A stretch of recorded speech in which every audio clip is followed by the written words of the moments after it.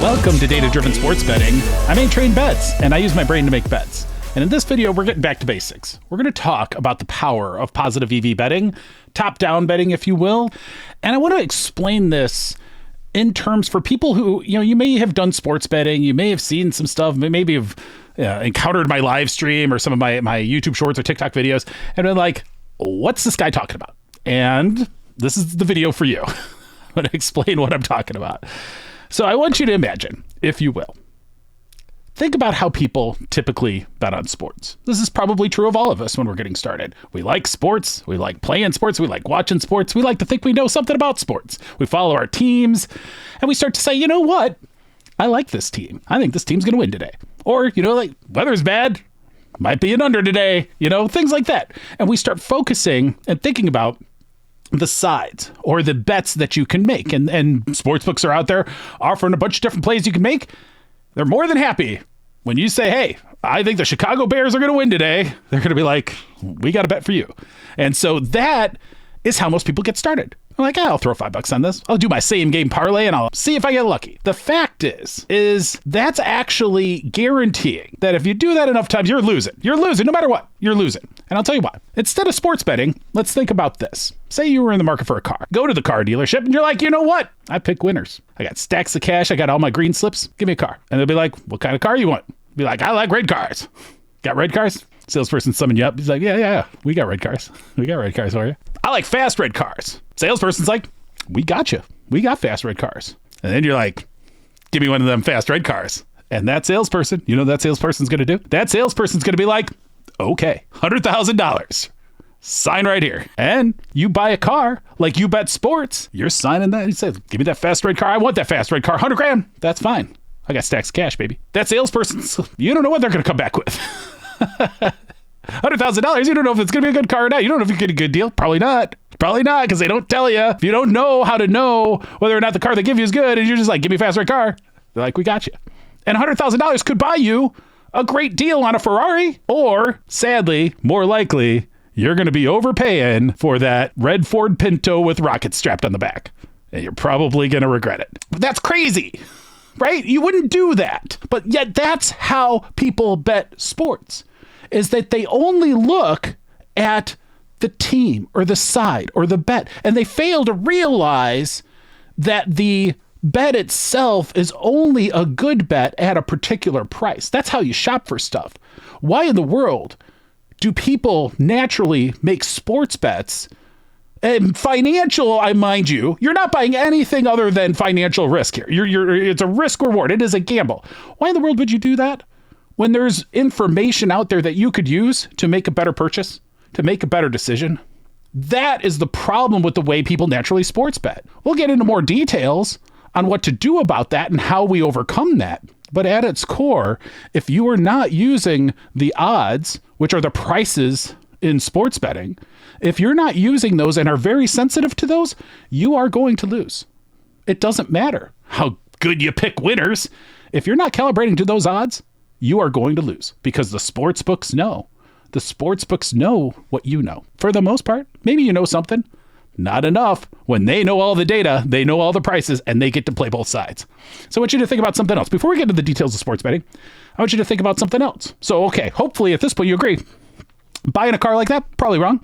Maybe I'm interested in learning more how to do the sports betting thing, because maybe that's wrong there too. Fine. I want to explain something in a little bit more detail. Flipping a coin. This is a great example because the odds of flipping a coin, widely known. A fair coin, 50-50. 50-50, fair coin, odds of winning either side, heads or tails.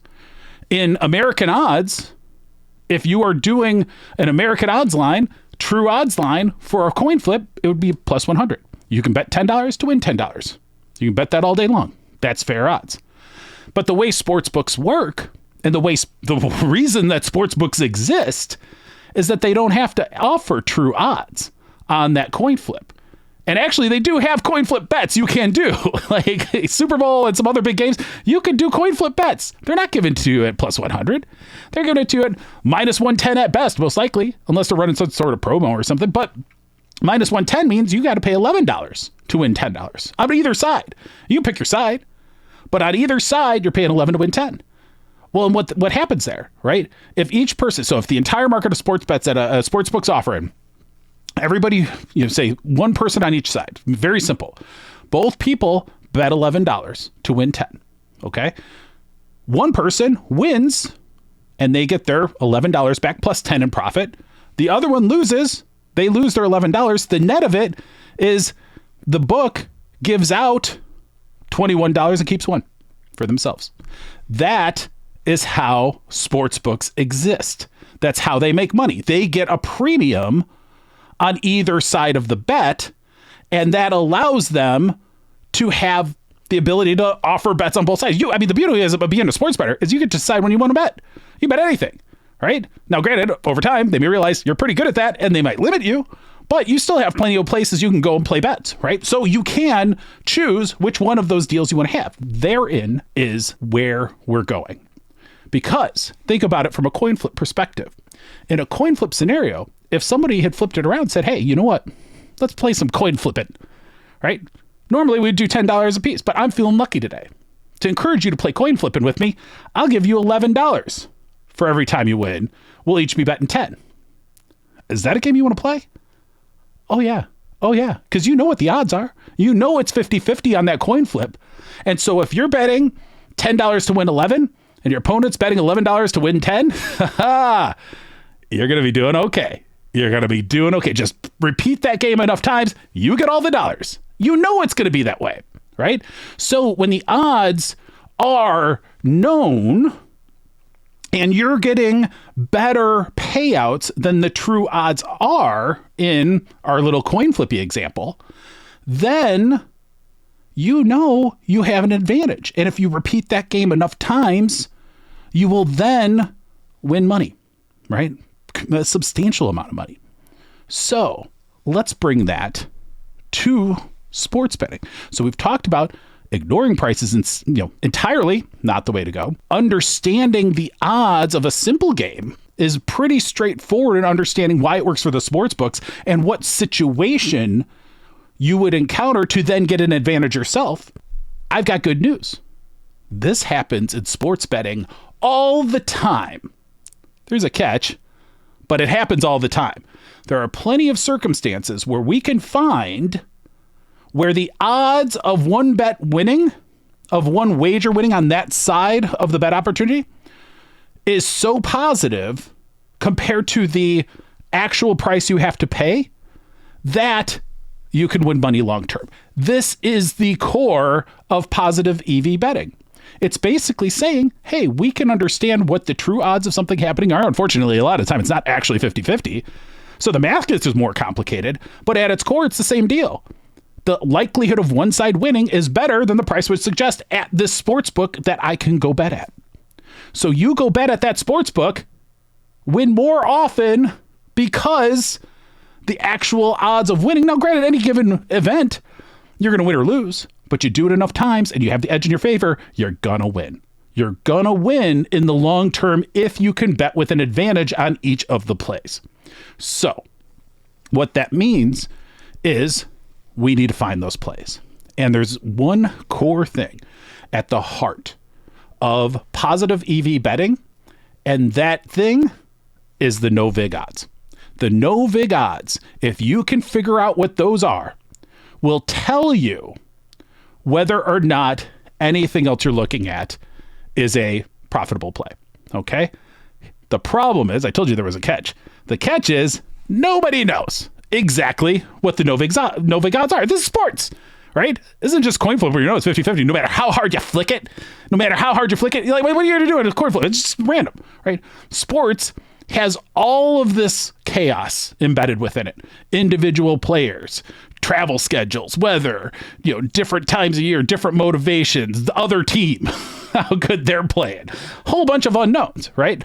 However, the markets are the best way we know to estimate the likelihood of unknown things. If you get enough people thinking about this, making actions on it, it will turn out to be the best estimate you can find of what those true odds are.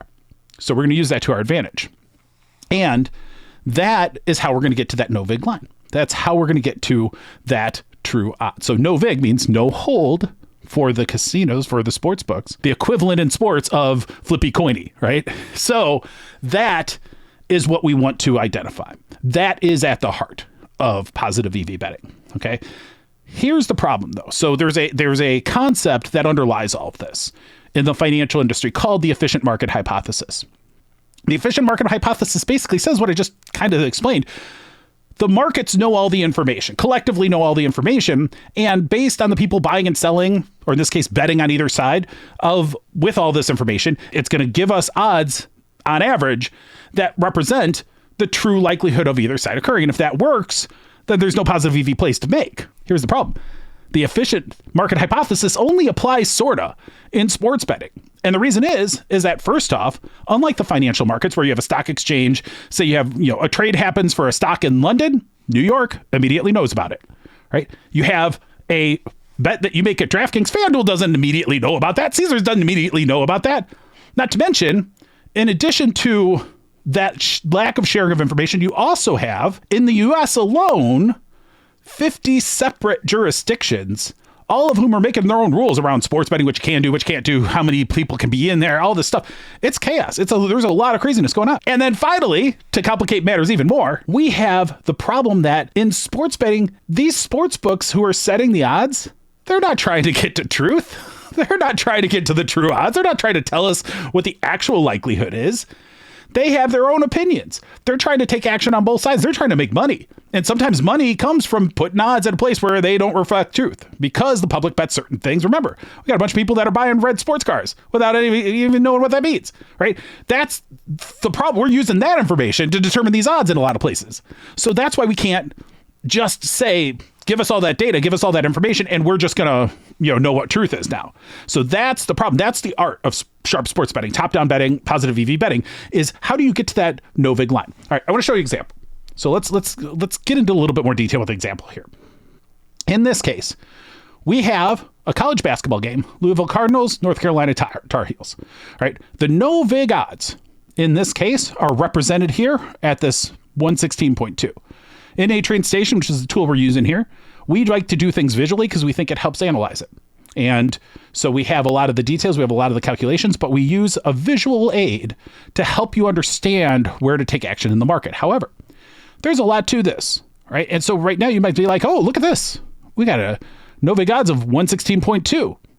Probably want to go bet at FanDuel here because it looks like that plus 120 is better than 116.2.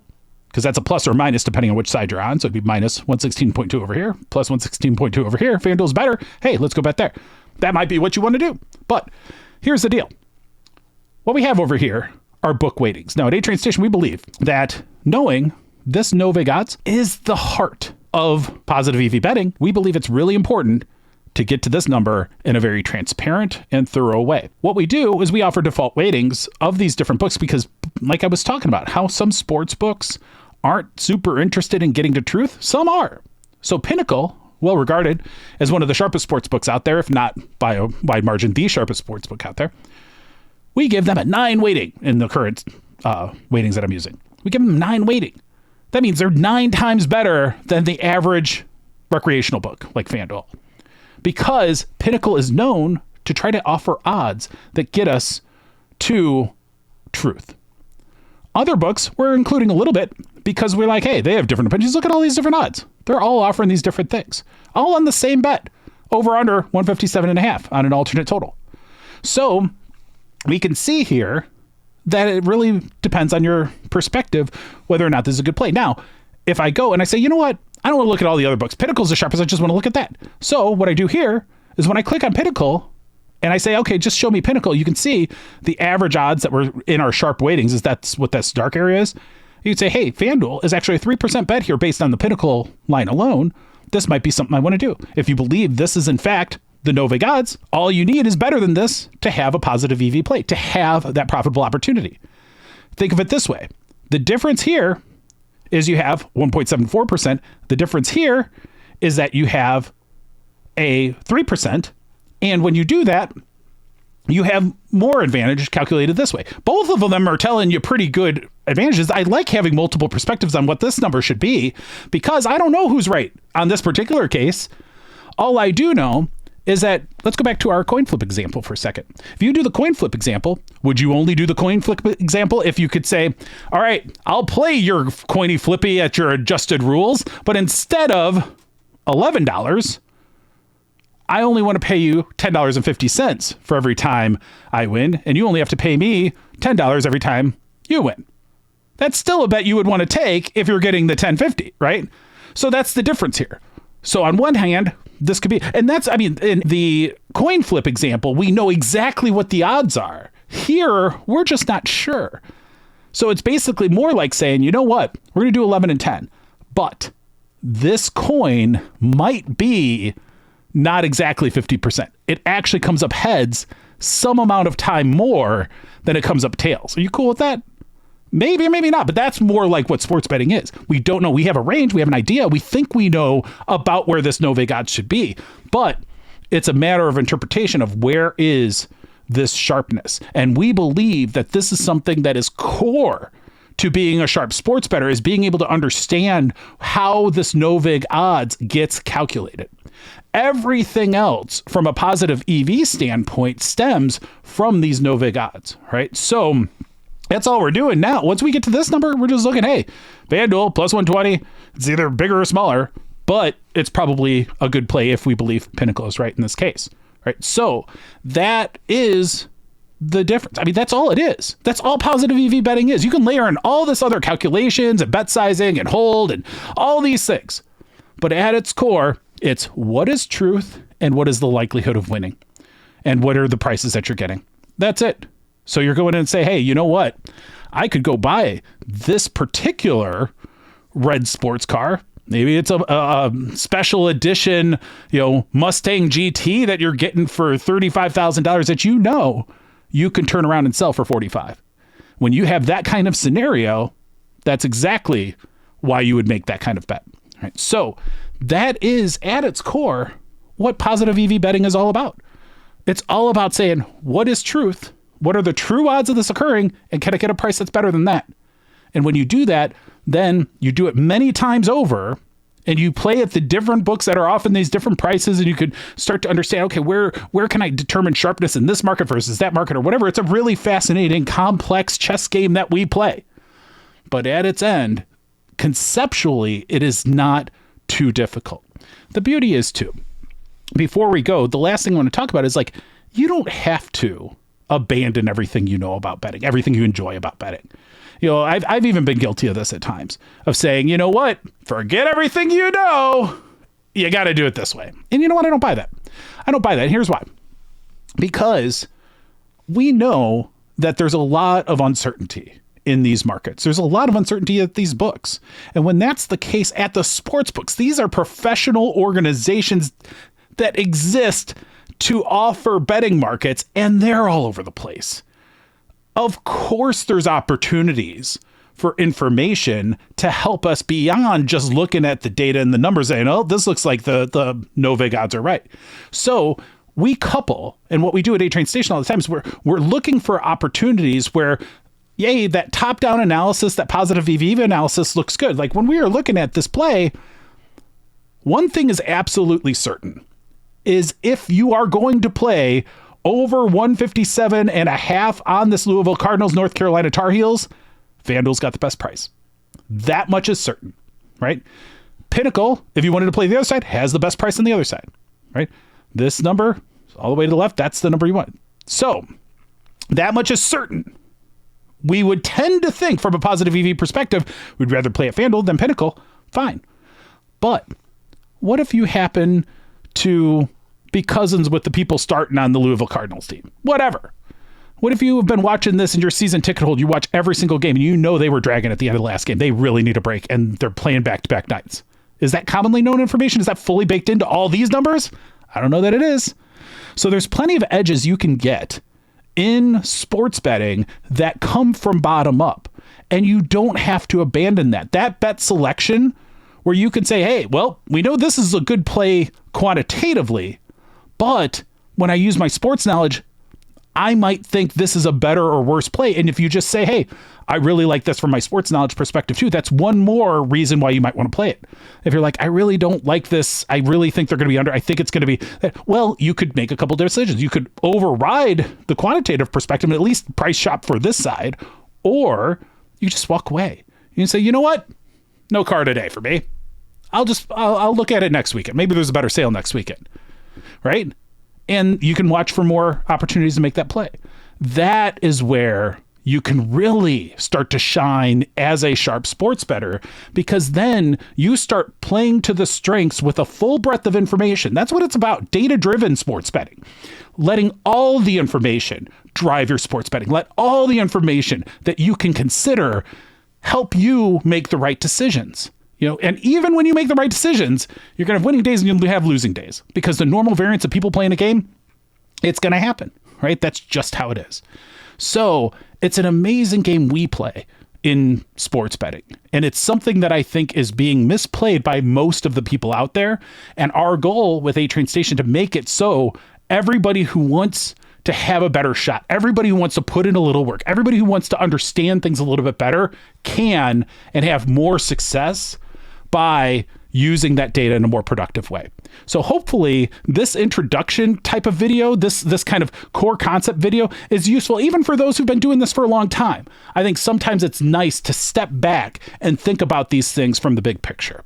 So with that, please check out my other videos. Got plenty of other content. We do live streams every day, always looking to help. And the goal here is to make everybody the sharpest sports bettor they can be.